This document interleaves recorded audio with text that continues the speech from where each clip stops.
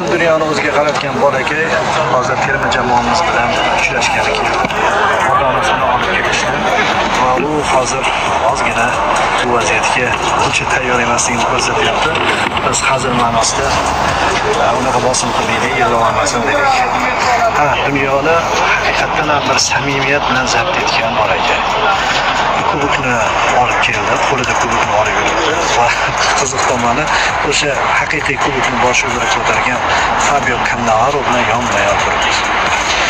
Shunaqa mo'jizalar ham bor dunyoda. Futbolning atrofida bo'layotgan mo'jizalardan biridir haqiqatan.